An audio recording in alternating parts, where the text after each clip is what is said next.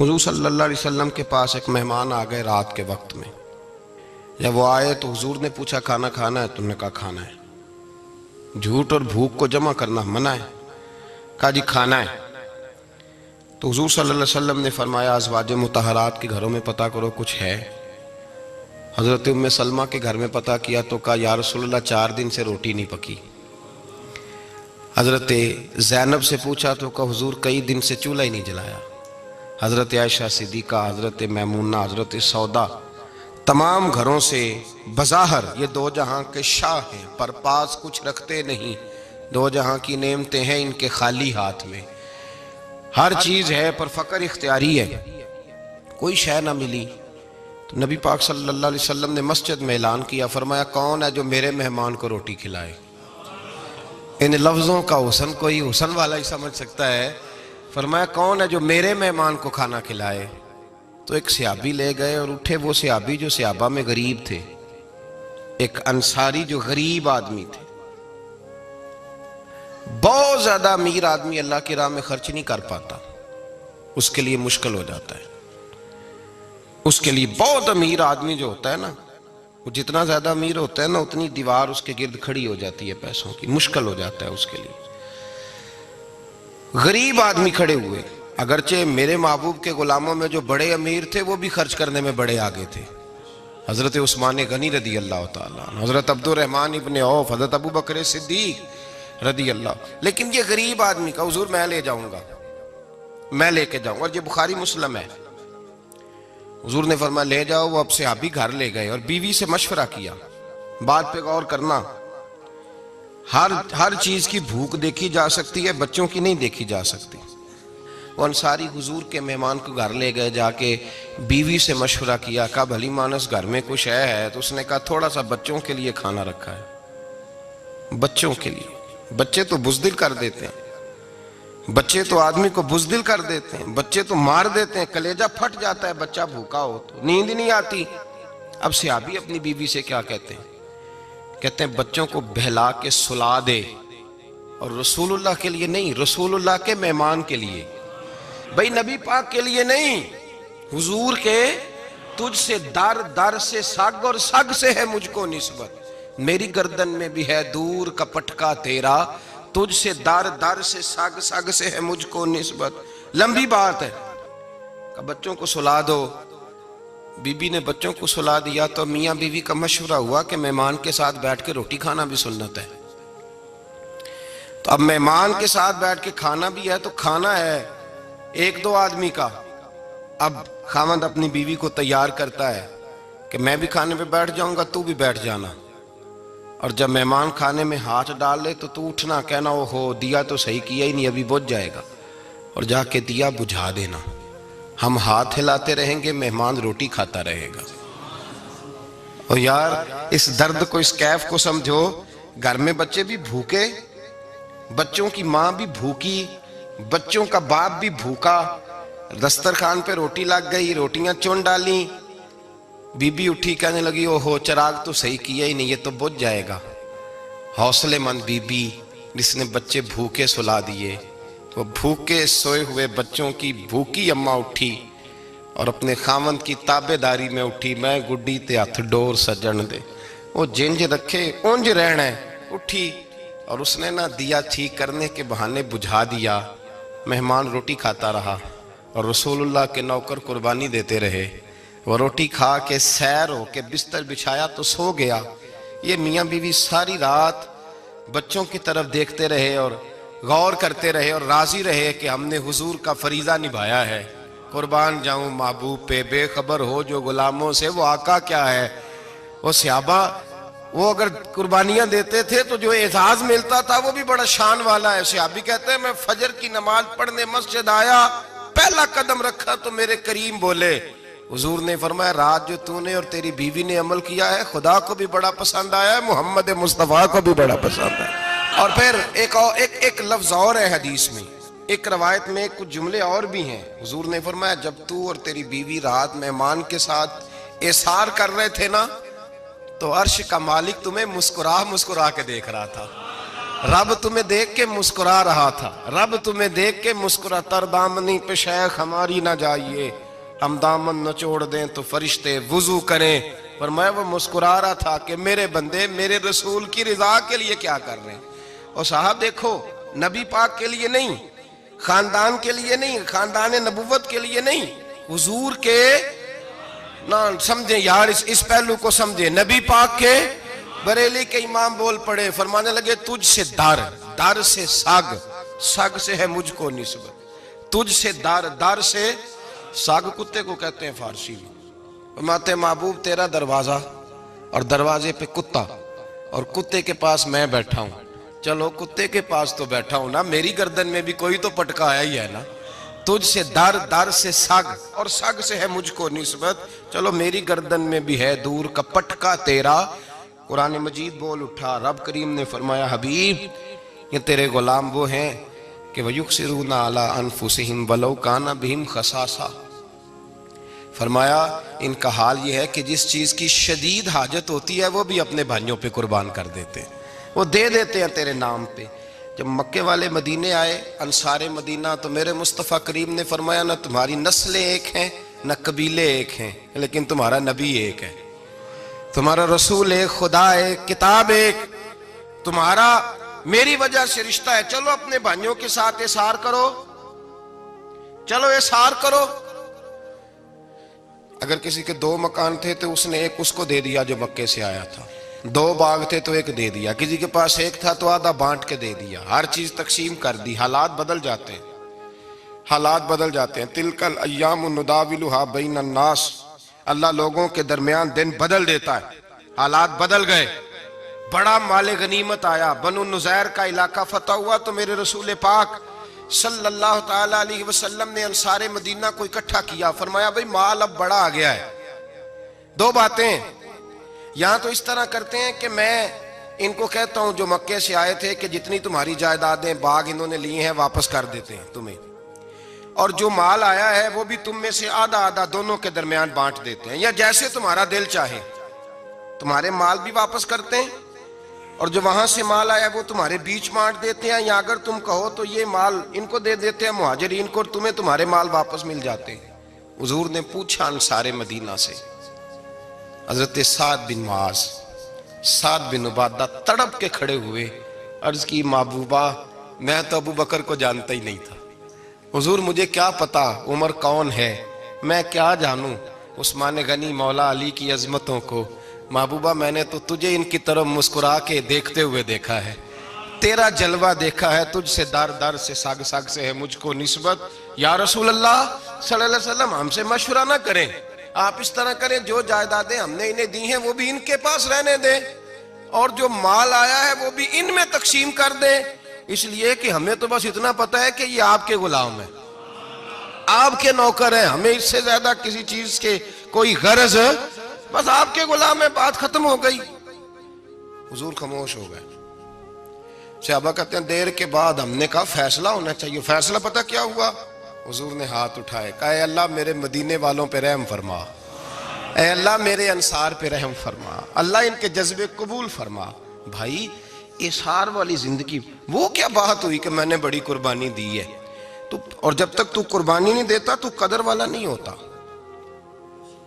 جو چیز قربانی سے حاصل ہوتی ہے اس کی قدر ہوتی ہے، جو چیز مفت میں آ جاتی ہے اس کی کوئی قدر نہیں ہوتی، کوئی قدر نہیں۔ میں اکثر سوچتا ہوں کہ حضرت خواجہ اجمیری کے خلیفے اجمیر میں بھی تو ہونے چاہیے تھے نا، لیکن ان کے خلیفے اجمیر میں نہیں ہوئے، دلی میں ہوئے۔ تو میں سوچتا ہوں دلی والوں کے خلیفے دلی میں ہونے چاہیے، لیکن دلی میں نہیں ہوئے، پاک پتن میں ہوئے، تو پاک پتن والوں کے یہاں ہو جاتے۔ وہ اس لیے کہ قربانی جو دیتا ہے نا، جو دور سے چل کے آتا ہے وہ قربانی کرتا ہے، قربانی دیتا ہے، اس کو قدر زیادہ ہوتی ہے۔ ہم نے کسی شے کے لیے کبھی قربانی نہیں دی، نہ دین کے لیے، نہ قرآن کے لیے، نہ مسجد کے لیے، نہ شیخ کے لیے، نہ طریقت کے لیے، قربانی تو ہے ہی نہیں۔ تو جو شے مفت ملتی ہے اس کا نہ مزہ آتا ہے نہ قدر ہوتی ہے۔ جو چیز قربانی کر کے لیتے ہو نا، قربانی کر کے، اس کی قدر ہوتی ہے۔ کسی لیے کہا تھا کسی درویش نے، اس نے کہا تھا قدر نبیدہ ایک کی جانن دنیا دار کمینے، قدر نبی دا جانل واگے سو گئے ویچ مدینے. ان سے پوچھو نا، ان سے پوچھو ان حضرات کو کتنی قدر تھی. قربانی اپنی زندگی میں دینا سیکھیں. ایک ہوتی ہے بندے کی ذاتی خواہش، اس کو کچلنا بڑا مشکل ہوتا ہے. قربانی بڑی ضروری چیز کا نام ہے، اور جو قربانی دینا سیکھ جاتا ہے وہ بچ جاتا ہے. کتیا 6 بچے جنم دیتی ہے لیکن قربانی نہیں نہ دیتی بچوں کی، تو ریوڑ نہیں بنتے، اجڑ نہیں بنتے. بکری 2 بچے پیدا کرتی ہے اور سال کے بعد ہزاروں بچوں، لاکھوں بچوں کی قربانی دیتی ہے، پر پھر بھی جدھر جاؤ بکرے ہی بکرے نظر آتے ہیں. جو قربانی دینا سیکھ جاتا ہے نا، یزید نے کوئی قربانی نہیں دی، اس لیے کوئی شخص بھی کھڑا ہو کے نہیں کہتا، حالانکہ 14-15 بیٹے تھے یزید کے، کوئی بھی کھڑا ہو کے نہیں کہتا میں اس کی نسل میں سے ہوں. امام حسین نے ساری قربانی دے دی.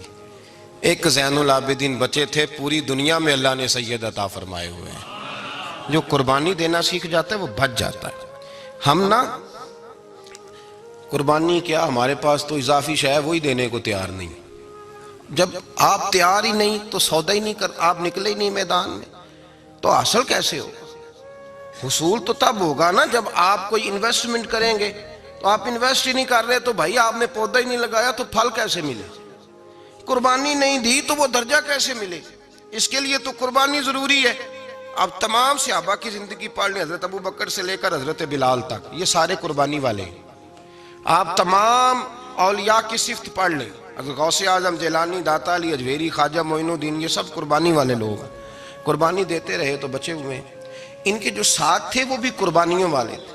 قربانی حصہ ہے طریقت کا، قربانی ضروری ہے. اور ہمارے صوفیاء تو کہتے ہیں جس شخص نے تصوف میں آ کے قربانی نہیں دی. بزرگوں کے پاس ایک شخص آیا، غالباً خواجہ نظام الدین محبوب الہی کی بات ہے، میرے ذہن میں نام پورا نہیں سما رہا. تو ایک مرید نے آ کے کہا حضور زکوٰۃ کتنی دینی ہے؟ فرمایا 2.5%. تھوڑی دیر کے بعد حضرت نصیر الدین چراغ دہلوی آ گئے، کہا حضور اللہ کے راستے میں کتنے دینے ہیں؟ فرمایا 50%. ایک ساتھی قریب بیٹھا تھا، اس نے کہا پہلے کے لیے 2.5% کا فتویٰ تھا، اس کو کہہ دیا دے دے. چند منٹ گزرے تو حضرت امیر خسرو بھی آ گئے. کہا حضور زکوٰۃ کتنی دینی ہے؟ فرمایا جو ہے سارا ہی لے آ، تیری 100% ہے.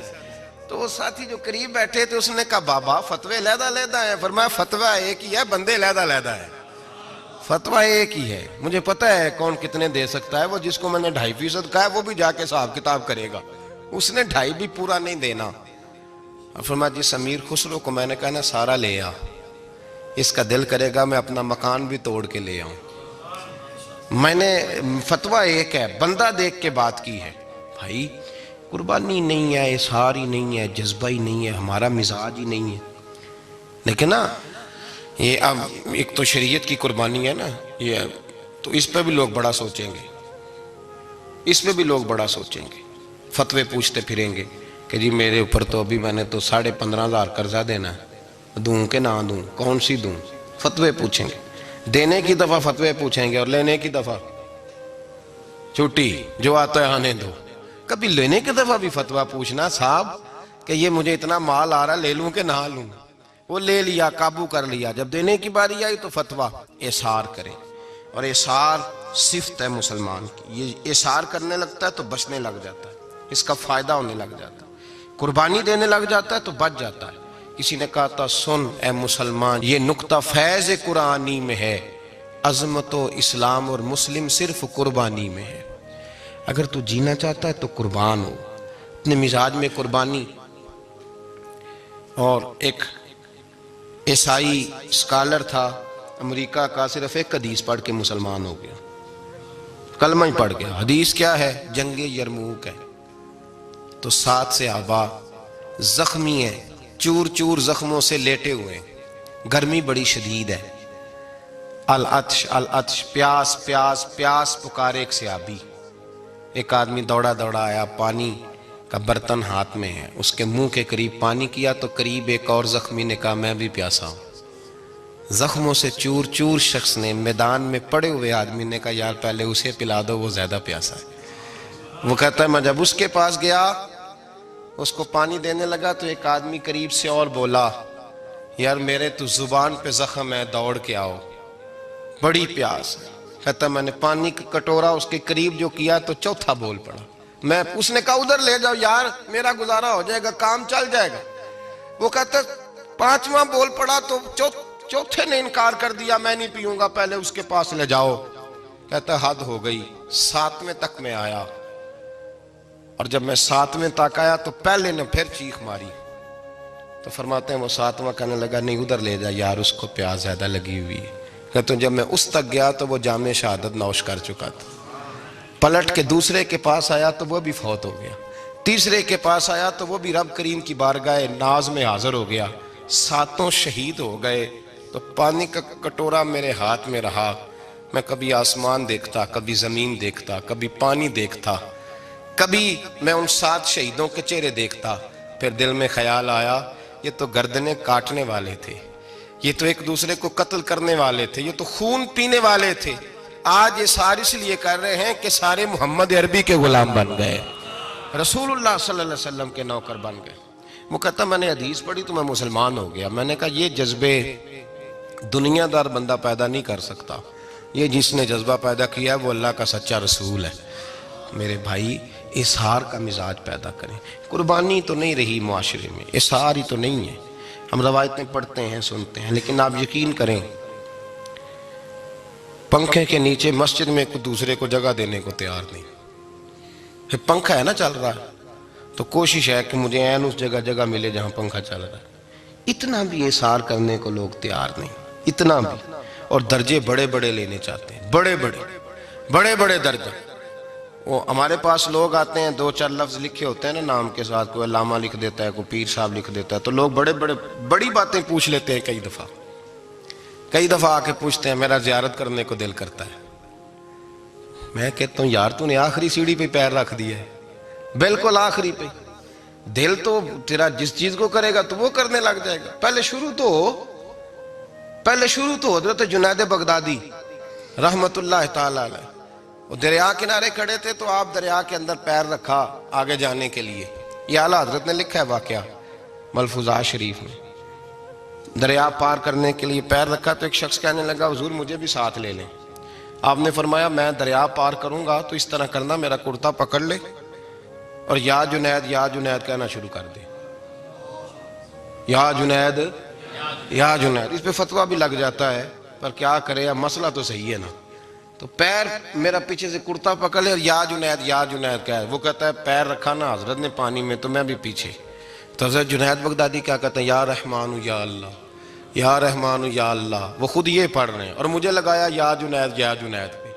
کہتے ہیں دریا میں وہ بھی چلنے لگے تو میں بھی، یوں لگا جیسے پکے فرش پہ چل رہے ہیں۔ کہتے ہیں تھوڑا سا گزرا تو میں نے کہا بابا خود یا رحمان یا اللہ کہہ رہا ہے اور مجھے یا جنید پہ لگایا ہوا ہے، تو چلو میں بھی یا رحمان یا اللہ پڑھتا ہوں۔ کہتے ہیں میں نے یا رحمان یا اللہ کہا تو میں ڈوبنے لگ گیا، دریا میں ڈوبنے لگا۔ تو حضرت فرمانے لگے تجھے کہا نا یا جنید کہہ، کہتے پھر یا جنید کا تو پھر اوپر آ گیا۔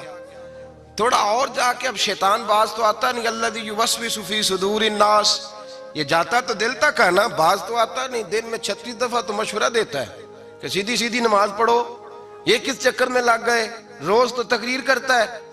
کہتا پھر دل میں وسوس آیا تو پھر میں نے جا کے کہا کہ یہ مجھے خود یا رحمان یا اللہ اور میں یا جنید۔ پھر میں نے کہا یا رحمان یا اللہ تو پھر ڈوبنے لگا۔ کہتے ہیں بابے نے پکڑ کے نکالا، کہا چپ کر کے یا جنید کہہ اگر پار جانا ہے تو، یا جنید کہہ۔ کہتے کنارہ آ گیا تو میرے دل میں خود ہی تھی، وسوسہ تھا کہ بابا تو یا رحمان یا اللہ کہے تو ترے، میں کہوں تو ڈوبے۔ میرے دل میں وسوسہ تھا۔ اللہ والے ادھار تو رکھتے ہی نہیں نا، جو بات دل میں آتی ہے وہ بیان پہلے کر دیتے ہیں، ادھار تو ہے ہی نہیں ان کے ہاں۔ وہ تو کہتے ہیں تجھے بولنے کی گنجائش ہی نہیں دیں گے، تیرے سوال دل میں ہوگا جواب ہماری زبان پہ ہوگا۔ یہ تو چکر ہی نہیں نا، بالکل کوئی کھاتا ہی نہیں۔ رب کریم کا بندہ تو بات ہی وہ کرتا ہے جو کو دل میں لے کے آتا ہے۔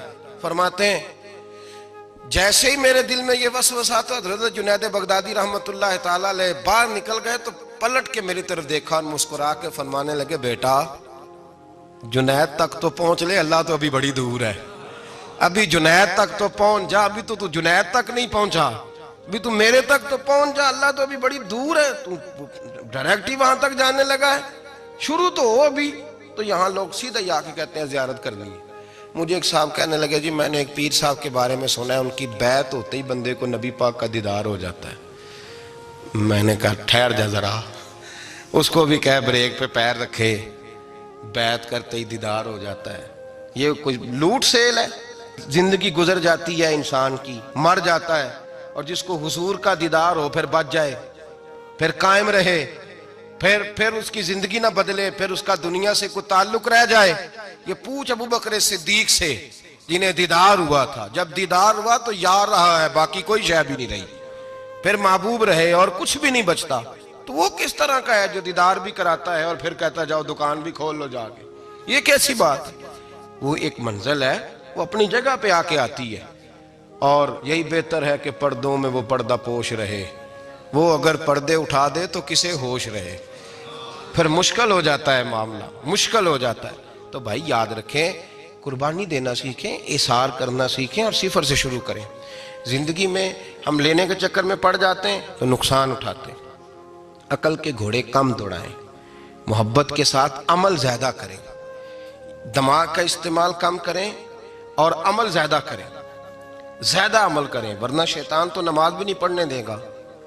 وہ تو کہے گا کہ جناب چلو ٹھیک ہے اللہ نے معافی کر دینا ہے نا، وہ تو کچھ بھی نہیں کرنے دے گا۔ دماغ کا استعمال کم کریں اور عمل زیادہ کریں، جد و جہد زیادہ کریں، اظہار کریں، قربانی کریں، اپنی زندگی میں کریں، کسی کے لیے کچھ اظہار کریں، کسی کو کچھ دیں۔ یہ جو ہم اولاد کے لیے قربانی دیتے ہیں نا، تو یہ قربانی نہیں ہوتی، یہ لالچ ہوتا ہے، یہ سودا ہے، پتہ ہے آپ کو؟ یہ سودا ہے۔ ہم بچپن میں ان کی خدمت کریں گے، یہ بڑھاپے میں ہماری خدمت کریں گے، تو یہ تو تجارت ہے، یہ کوئی اصول نہیں۔ میرے بچے بڑے ہو گئے تو مجھے خیر صلی اللہ، یہ تجارت ہے بھائی، یہ تجارت ہے، یہ قربانی نہیں، تو تجارت ہے۔ یہ آپ جو کر رہے ہیں یہ تو کمیٹی ڈال رہے ہیں آپ، اور چونکہ نیت یہ ہوتی ہے خدمت کی، تو پھر نصیب والوں کو خدمت ملتی ہے، قسمت والوں کو ملتی ہے، ورنہ بچے کہتے ہیں ابا جی ٹھیک ہے آپ نے ہماری خدمت کی تو سارے کرتے ہیں، آپ نے کوئی نوکی تھوڑی کی ہے، چھٹی آپ وہاں بیٹھیں، چائے ملے گی وقت پہ پہنچے گی، لیکن آپ مداخلت نہ کریں کسی چیز کے اندر، تجارت نہ کریں، اظہار کریں، قربانی کریں۔